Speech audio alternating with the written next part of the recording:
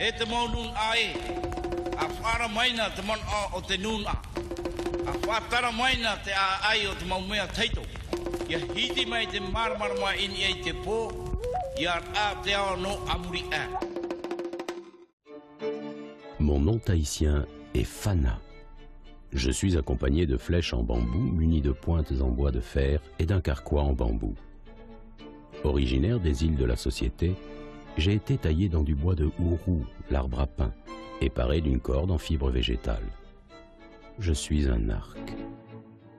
Contrairement à bien des régions du monde, mon utilisation par les Polynésiens était toute pacifique, car je n'étais pas une arme de guerre ou de chasse.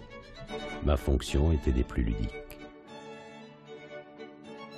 Et plus que tout autre sport, j'étais considéré comme sacré, et donc réservé exclusivement à l'usage des chefs qui m'appréciaient particulièrement et me tenaient en haute estime.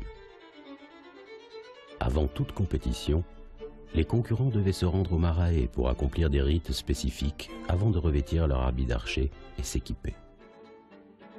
Puis ils se rendaient sur une plateforme en pierre spécialement conçue pour la pratique de ce sport.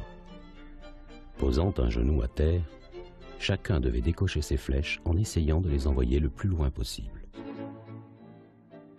Si l'on en croit les témoignages, elles dépassaient facilement 300 mètres. Celle qui parcourait la plus longue distance désignait le vainqueur de l'épreuve. Ensuite, les compétiteurs retournaient au Marae pour d'autres rites, puis se lavaient et changeaient leurs vêtements qu'ils confiaient avec leur matériel à des personnes spécialement chargées d'en prendre soin, car sacrés. Ce sport très populaire a hélas rapidement disparu après l'avènement du christianisme, sans doute en raison des rituels qui l'accompagnaient.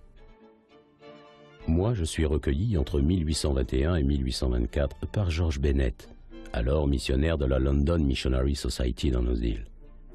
Puis on me retrouve dans la célèbre collection Hooper, achetée par le territoire chez Christie's à Londres. En 1978, je reviens enfin au Whenua et je suis depuis exposé au musée de Tahiti et des îles.